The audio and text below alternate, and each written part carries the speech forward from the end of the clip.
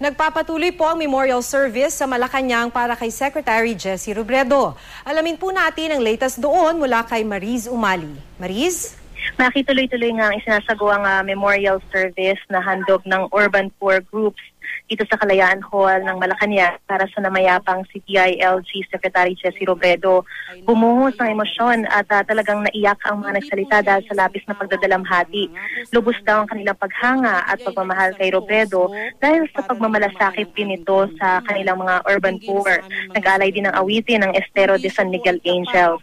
Ang memorial service na ito, Maki, ay susundan ng isa pang memorial service na sponsored naman ng Kaya Natin Movement, isang organisasyon na layong itulak ang good governance at isa nga si Secretary Robredo sa mga founders nito.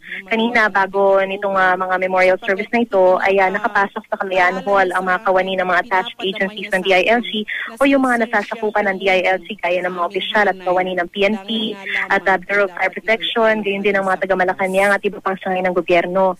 Nag-alay na rin ng memorial service kanina ang DILG at attached agencies, yung League of Provinces of the Philippines, League of Cities of the Philippines, League of Municipalities of the Philippines at Liga ng mga barangay. Nagkaroon din ng video tribute kung saan tampok ang buhay ng kalihim.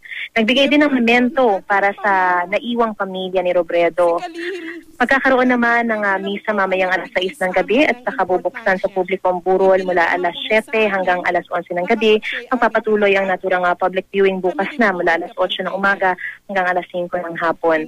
At magkakaroon muli ng misa alas 6 bukas ng gabi at memorial service na sponsored naman ng partido ni Robredo na Liberal Party ng alas 7 hanggang alas 8 ng gabi bukas. Sa linggo, nakatakdang dalhin sa Naga ang labi at sa Martes nakatakdang yatid sa huling hantungan si Secretary Jessie Robredo. Maki? Maraming salamat sa iyo, Mariz Umali.